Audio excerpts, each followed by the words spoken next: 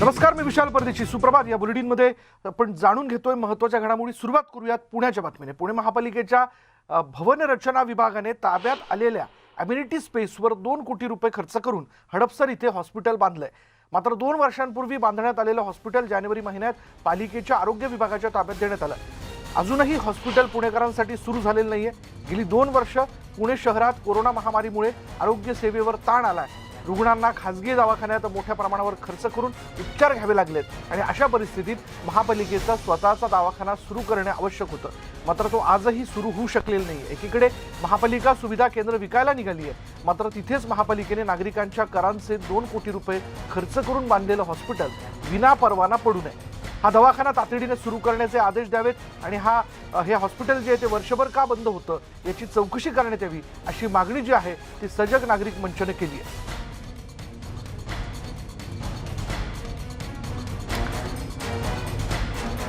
राज्यातील दुसऱ्या लाटेचा अनुभव हा पुणेकरांनी घेतला होता आणि त्यावेळी अक्षरशः पुण्यामध्ये बेड न मिळण्याची परिस्थिती निर्माण झाली होती.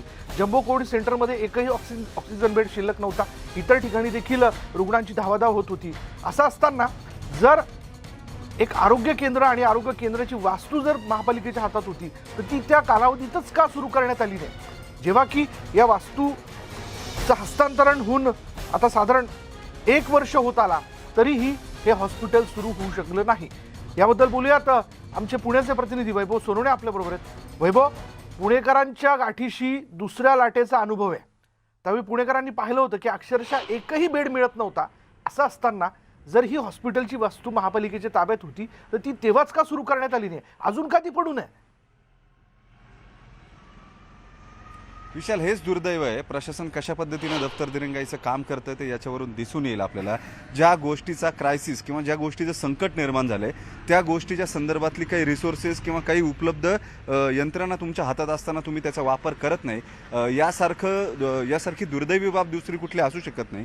काळेपडळसारख्या हडपसरमधल्या अत्यंत दाट लोकवस्तीच्या जिथं मध्यमवर्गीय निम्न मध्यमवर्गीय लोक राहतात तिथं इतकी सुंदर वास्तू 2 कोटी रुपये खर्चून 2 वर्षांपूर्वी उभी करण्यात आलेली होती.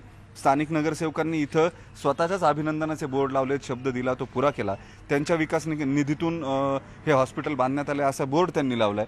दुसऱ्या पक्षाच्या नगरसेवकांनी पलीकडच्या बाजूला बोर्ड लावलाय लोकांचं स्वागत करणाऱ्या. मात्र इथे येऊन लोकांनी करायचं काय? हे बंद कुलूप बघायचं का असा प्रश्न आहे. याचं कारण सुमारे वर्षभरापूर्वी हा दवाखाना आरोग्य विभागाला हस्तांतरित झाला आहे. करायचं काय होतं तर केवळ काही नर्सेस आणि डॉक्टर्सची अपॉइंटमेंट जी आहे ती इथं करायची होती.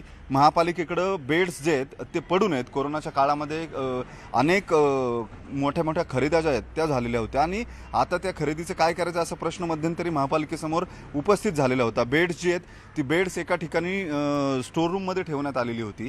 ते सगळं इथं साहित्य वापरता आलं असतं, मात्र तसं न करता ही इतकी सुंदर बांधलेली इमारत जी आहे, वास्तू जी आहे ती तशीच पडू नये आणि दुर्दैवानं तिचा वापर आरोग्य केंद्र म्हणून व्हायला हवा होता, तो झाला नाही. कोविडच्या काळामध्ये जी परिस्थिती निर्माण झालेली होती, लोक अक्षरशः रडत होते बेड्स मिळावेत म्हणून आणि इतकी उत्तम इमारत हाताशी असताना तिचा एक चांगला आरोग्य केंद्र किंवा दवाखाना म्हणून महापालिकेच्या आरोग्य विभागानं वापर केलेला नाही. वर्षभर ही इमारत किंवा तिच्यामध्ये गुंतवलेले पैसे हे सगळे वाया गेलेले आहेत. ही दफ्तर दिरंगाई नेमकी कुणाची जबाबदारी आहे? आरोग्य विभागाचे प्रमुख जे आहेत ते काय करत होते असा प्रश्न आहे. एकीकडं महापालिकेकडे पैसे नाहीत म्हणून ॲम्युनिटी स्पेस विकायला काढलेले आहेत महापालिकेनं आणि ही ॲम्युनिटी स्पेसची जागा विकसित करून इथं आरोग्य केंद्राचं हॉस्पिटलचं रिझर्वेशन होतं, त्याच्यावरती हे हॉस्पिटल बांधण्यात आलेले आहे. म्हणजे ॲम्युनिटी स्पेसचा वापर करायची तर त्याचीही प्रशासनाची तयारी नाही. दुसरीकडे पैसे नाहीत म्हणून ॲम्युनिटी स्पेस विकायची तयारी आहे आणि या सगळ्याच्या दरम्यान जो सर्वसामान्य टॅक्सपेयर आहे तो भरडला जातोय. त्याला इथून दवाखान्यात जायचं असेल तर हडपसरच्या आरोग्य केंद्रावरती जावं लागतं. ही सगळी परिस्थिती जी आहे ती केवळ प्रशासनाचा ढिसाळ कारभार जो आहे त्याची परिणिती असं म्हणावं लागेल. त्याच्यामुळे या सगळ्या प्रकरणामध्ये दोषी कोण आहेत या सगळ्याची जबाबदारी ज्यांची आहे त्यांच्यावर जबाबदारी निश्चित करून कारवाई होणं अपेक्षित आहे, किमान दंडात्मक कारवाई होणं अपेक्षित आहे या अधिकाऱ्यांवर. त्याशिवाय त्यांना या गोष्टीच्या जबाबदारीचं भान जे आहे ते येणार नाही असं म्हणावं लागेल. याचं कारण काही डॉक्टर आणि नर्सेस नियुक्ती करण्यासंदर्भातलं अगदी छोटं प्रशासकीय काम जे आहे ते अडून राहिलेलं आहे आणि त्याच्यासाठी हे हॉस्पिटलची ही इमारत जी आहे ती 2 वर्ष झाले तशीच पडू नये. जिथं गरज आहे, ज्या भागामध्ये गरज आहे, जिथं निम्न मध्यमवर्गीय लोक राहतात, ज्यांची आर्थिक परिस्थिती सर्वसाधारण असते त्यांच्यासाठी ही महापालिकेची किंवा सरकारी आरोग्य केंद्र ही संजीवनी देणारी ठरत असतात. मात्र तरीसुद्धा या अशा पद्धतीनं कुणाच्या तरी दप्तर दिरंगाईनं त्यांच्या हक्काचे आरोग्य केंद्र जे आहेत ते सुरू होत नाहीत. बरोबर. टॅक्स जो दिला जातो त्याचा योग्य विनियोग जो आहे तो होत नाही. त्याच्यामुळे या अधिकाऱ्यांवरती कारवाई होणं गरजेचं आहे अशी मागणी सजग नागरी मंचाने केली आहे. हा सगळा प्रकार त्यांनी आयुक्तांच्या सुद्धा लक्षात आणून दिला. या प्रकरणाची चौकशी व्हावी अशी मागणी सुद्धा त्यांनी केली आहे. नेमकं आता पालिका प्रशासन या प्रकरणात काय करतं हे पाहावं लागेल. विशाल. पण वैभव, खुद्द पुण्याचे महापौर मुरलीधर मोहोळ किंवा पालकमंत्री अजित पवारांना हे तरी माहिती आहे का की अशी एक वास्तू तयार आहे जिचा वापर होत नाहीये? अर्थातच हे माहिती असायचं काही कारण नाही. कारण प्रक्रियेनुसार हे बांधणं हे भवन विभागाची जबाबदारी असते, बांधकाम विभागाची जबाबदारी असते. आणि त्यांनी बांधून त्यांचं काम पूर्ण केलं आहे. इमारत बांधून ती आरोग्य विभागाला हस्तांतरित केली, कागदोपत्री हस्तांतरित केली. तिथून पुढे आरोग्य विभागाचं काम सुरू होतं. इथं दवाखान्यासाठी स्टाफ जो आहे तो स्टाफ, डेडिकेटेड स्टाफ द्यावा लागतो. नर्सेस असेल, वॉर्ड बॉय असेल किंवा डॉक्टर्स असतील त्यांची नियुक्ती करावी लागते. त्यांच्या नियुक्तीची पत्र द्यावी लागतात. त्याच्यासाठी स्थानिक पुढाऱ्यांनी पाठपुरावा करणं अपेक्षित असतं. मात्र या प्रकरणामध्ये असं काहीही झालेलं दिसत नाही. आणि त्याचा परिणाम म्हणून हे हॉस्पिटल 1 वर्षानंतर सुद्धा असंच बंद पडू नये. आणि अत्यंत देखणी इमारत बांधली, थोडके नाही 2 कोटी रुपये खर्च केलेले आहेत. या इमारतीला खाली मुबलक जागा आहे, वरती अत्यंत उत्तम बांधकाम झालेलं आपल्याला दिसतंय. आणि असं असून या इमारतीचा इतक्या सुंदर वास्तूचा जर उपयोग केला जात नसेल तर त्याची जबाबदारी निश्चित होणं हे अत्यंत गरजेचं आहे. महापालिकेच्या आयुक्तांनी, अतिरिक्त आयुक्तांनी या सगळ्यामध्ये लक्ष घालून त्याच्यावर कारवाई करणं गरजेचं आहे. त्याशिवाय या अधिकाऱ्यांना त्यांची जबाबदारी जी आहे तिचं भान जे आहे ते येणार नाही. याचं कारण चलता आहे या इतक्या एकाच ॲटिट्यूडमुळे ही दफ्तर दिरंगाई रोज एक दिवस वाढत असते. आणि त्याची कुणालाही फारशी खंत पण नाही आहे, फिकीरही नाही आहे आणि तमाही नाही आहे. बरोबर. धन्यवाद वैभव या सगळ्या माहितीबद्दल. आपण पाहतोय एक हॉस्पिटलची वस्तू पुण्यामध्ये तयार आहे, पण अजूनही तिथे हॉस्पिटल सुरू होऊ शकले नाही. आणि अर्थात ही दप्तर दिरंगाई आपण बघतोय. अधिकाऱ्यांनी लक्षात घ्यावं की सध्याची परिस्थिती काय, आणि पुन्हा एकदा जर रुग्णसंख्या वाढते तर या वास्तूचा उपयोग होऊ शकतो. पण इतरही वेळेस सर्वसामान्यांकरता वेगवेगळ्या आजारांना घेऊन खरं तर या वास्तूमध्ये हॉस्पिटल सुरू होणं फार आवश्यक आहे. पुढे पाहूयात. मुंबईत कोरोनाच्या नव्या प्रकाराचा किती प्रसार झाला याची पडताळणी करण्यासाठी केलेल्या 8व्या चाचणीचे निष्कर्ष पालिकेच्या आरोग्य विभागाने जाहीर केलेत. या 8व्या फेरीतील चाचण्यांसाठी 373 नमुन्यांची चाचणी करण्यात आली आणि यापैकी 280 नमुने मुंबई महापालिका क्षेत्रातील होते, तर उर्वरित नमुने मुंबई मनपा क्षेत्राबाहेरील होते. मुंबईतील 280 नमुन्यांपैकी 89% अर्थात 248 नमुने हे ओमायक्रॉन या उपप्रकाराने बाधित असल्याचं निदर्शनास आलंय. 8% अर्थात 21 नमुने हे डेल्टा डेरिव्हेटिव्ह या उपप्रकाराने, तर उर्वरित सुमारे 3% अर्थात 11 नमुने जे आहेत ते इतर उपप्रकारांचे असल्याचं आढळून आलंय.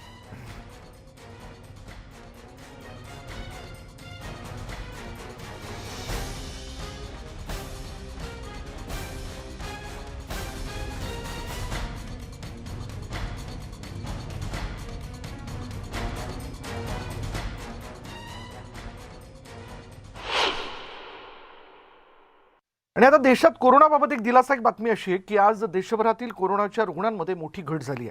आरोग्य मंत्रालयाने जाहीर केलेल्या आजच्या आकडेवारीनुसार देशात गेल्या 24 तासात 2,55,000 नव्या कोरोनाबाधितांची नोंद झाली आहे. तर कोरोनामुळे काल 614 जणांचा मृत्यू झालाय. कोरोनामुळे मृत्यू होणाऱ्यांची संख्या काल काही प्रमाणात वाढल्याचं बघायला मिळालं. मात्र रुग्णसंख्येत जरी काही प्रमाणात घट झाली असली तरी सर्वांनी कोरोना नियमांचं पालन करण्याचं आवाहन करण्यात येत आहे.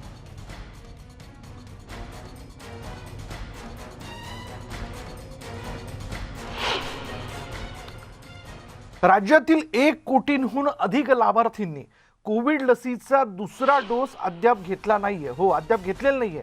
जवळपास 1,14,00,000 नागरिकांनी लसीचा दुसरा डोस घेतलेला नाही. आणि यामध्ये पुणे, नाशिक, नागपूर, मुंबई, ठाणे या जिल्ह्यांमधील नागरिकांनी मोठ्या प्रमाणात कोविशिल्डच्या डोसकडे पाठ फिरवली आहे. तर अमरावती, बुलढाणा, यवतमाळ, वाशिम आणि नांदेडमधील नागरिकांनी कोवॅक्सिनचा दुसरा डोस अद्याप घेतला नाहीये.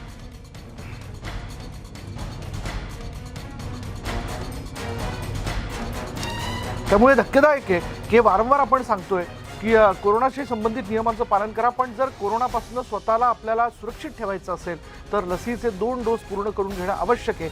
ज्यात आत्ता जी आकडेवारी आपल्या सगळ्यांच्या समोर येते त्यात 1 कोटींपेक्षा अधिक नागरिकांनी म्हणजे 1,14,00,000 नागरिकांनी लसीचा दुसरा डोस घेतलेला नाहीये.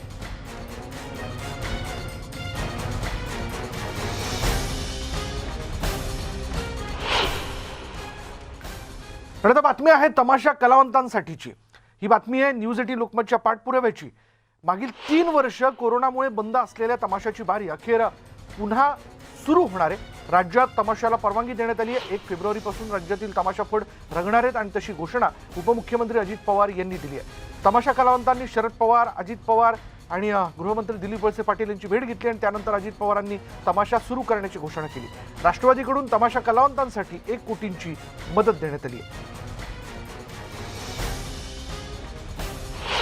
पवार साहेबांनी पहिल्याच भेटीत आम्हा सर्व कलावंतांसाठी 1 कोटी रुपये त्यांच्या राष्ट्रवादी हेल्प तर्फे आम्हाला द्यायचं कबूल केलं. प्रत्येकी कलावंताला 3,000 रुपये असे 1 कोटी रुपये आदरणीय पवार साहेबांनी कबूल केली.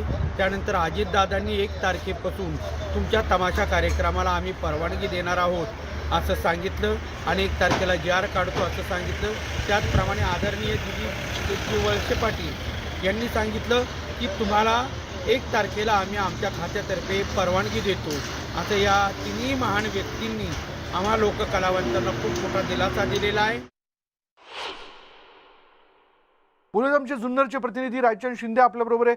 रायचंद, आपण या तमाशा कलावंतांची व्यथा, त्यांची परिस्थिती एका अर्ध्या तासाच्या एपिसोडच्या माध्यमातून मांडली होती आणि वारंवार आपण याबद्दल मागणी करत होतो की सरकारने लवकरात लवकर तमाशा सुरू करण्याच्या संदर्भात म्हणजे ओपन तमाशा जो आहे तो सुरू करण्याच्या संदर्भात विचार करावा, निर्णय घ्यावा. हा न्यूज 18 लोकमतचा इम्पॅक्ट म्हणायचा का?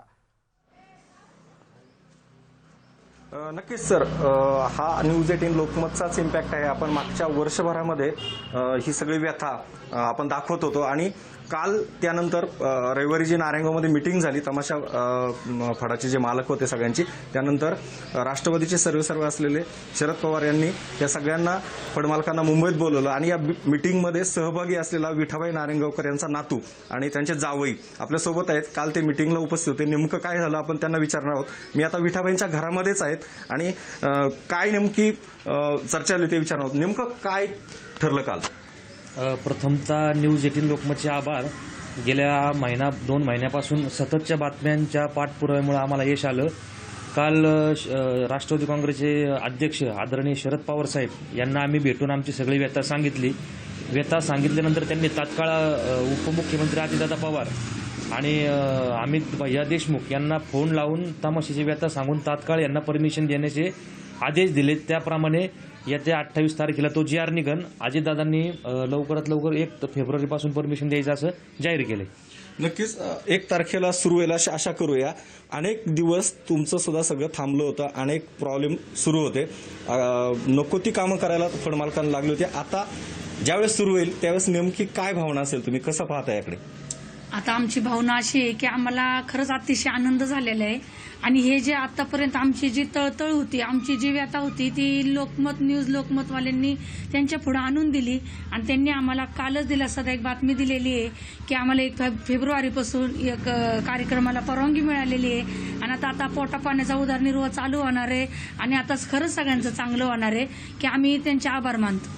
नक्कीच सर्वजण विशाल पाहिला आपण हे सगळ्यांनी आभार मानलेले आहेत न्यूज 18 लोकमतचे आणि आपल्या ह्या पाठपुराव्याचे. खरं तर आता लवकरच 1 तारखेपासून राज्यभरामध्ये हे सगळं तमाशा सुरू होतील, गावजत्रा सुरू होतील आणि यानंतर आपल्याला महाराष्ट्राची लोककला पुन्हा एकदा कोरोनाच्या या संकटातून बाहेर आलेली दिसणार आहे. विशाल. रायचंद, धन्यवाद या सगळ्या संवादाबद्दल. आपल्याबरोबर लावणी सम्राज्ञी सुरेखा पुणेकर पण आहेत. सुरेखाताई, आपण आपल्याशिवाय दुसरं कोण समजू शकतं की नाचते मी पोटासाठी नाही परवा कोणाची. खरं तर या भावनेनेच सगळ्या लावणी कलावंत असतील, त्यांच्याबरोबर असणारे स्टेजवरचे त्यांचे वादक असतील, ते रसिकांच्या मनोरंजनासाठी काम करतात. पण गेली 3 वर्ष प्रचंड त्यांचे हाल झाले. आपणही पाठपुरावा केला आणि शिवाय आपणही मागणी केली होती. कसं बघता आपण याकडे? याकडे छान पद्धतीने बघते मी, कारण आता कलाकार जवळजवळ 3 वर्ष झाले. 17 मार्च 2019 पासून कलाकार खूप टेन्शन मध्ये आहेत. कोण शेती काम करतंय, कोण धुण्या भांड्याचे काम करतंय, तरी पण पोटाचा उदरनिर्वाह भरत नाहीये. पण आता मोठ्या साहेबांनी, राष्ट्रवादी काँग्रेस पक्षाने आणि आदरणीय पवार साहेबांनी, आदरणीय दादांनी आज कलावंतांना जो पाठिंबा दिलेला आहे आणि 1 कोटी जाहीर केलेले आहे 3,000 कलावंतांना, 3,000 पैकी. आणि आता ह्या 1 तारखेपासून ऑल महाराष्ट्रामध्ये तमाशाचे फड, लावणीचे फड सुरू होणार आहेत. तर याचा दिलासा कलाकारांना खूप आहे. आज वयोवृद्ध लोक सुद्धा खूप आनंदी झालेली आहेत आणि हा आनंद खरंच आम्हाला जो दिलेला आहे तो राष्ट्रवादी काँग्रेस पक्षाने दिलेला आहे. आणि राष्ट्रवादी काँग्रेस पक्षाचे आम्ही सर्व महाराष्ट्रातले कलावंत आभारी आहोत आणि खरंच धन्यवाद करते. सुरेखाताई, न्यूज 18 लोकमतने देखील सतत या सगळ्या परिस्थितीचा पाठपुरावा केला होता. वारंवार आम्ही देखील अपील करत होतो की लवकरात लवकर या कलावंतांची जी मागणी आहे ती पूर्ण केली जावी. या गेल्या सगळ्या कालावधीत काही कलावंत आपल्याला देखील ते भेटले असतील, आपल्याला त्यांनी विनंती केली असेल. कशी परिस्थिती होती या सगळ्या कलावंतांची? फार वाईट परिस्थिती, फार वाईट, की खरंच अक्षरशः रडू येत होतं यांच्याकडे जर बघितलं तर. कारण एक कलावंत जरी कमवायला जात असेल बाहेर तर त्याच्या मागे 5 लोक असतात घरची. मग ती घरची लोक विचार करणार ना का हा का बसलाय घरी, कशामुळे. आता हे करोना झालाय, या करोनामुळे घरी बसलाय, पण घरची लोक उपाशी मरायला लागली ना. बरोबर बरोबर. हा सगळा प्रकार. आणि काल रघुवीर खेडकर, आपले आमदार साहेब, काय त्यांचं नाव, बेनके साहेबांनी पण पुढाकार घेतला. त्यांचे खूप खूप आम्ही कलावंत सर्व आभारी आहोत. आणि याच्या पुढे आता बंद करू नये. आणि यात्रा जत्रा हे सगळे कार्यक्रम गाववाल्यांनी सुद्धा कलाकारांचा विचार करून त्यांना शो द्यावेत, कार्यक्रम करावेत आणि पानफुल न करता कार्यक्रम करावेत. म्हणजे पुन्हा एकदा कलावंतांना एक ऊर्जा मिळेल आणि कला सादर करण्याची संधी मिळेल.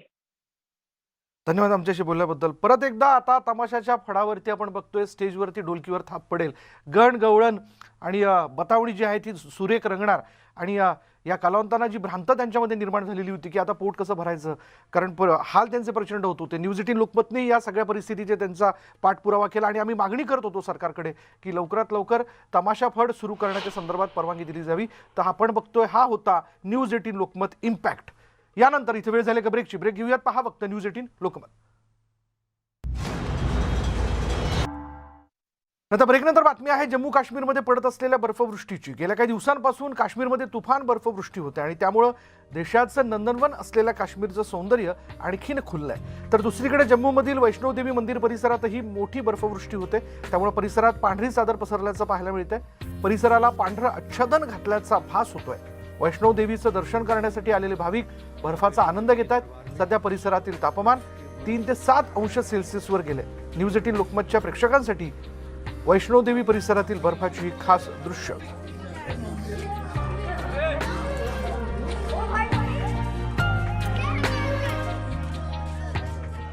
यानंतर या बुलेटिनमध्ये इथेच थांबणार आहोत. पहा फक्त न्यूज 18 लोकमत.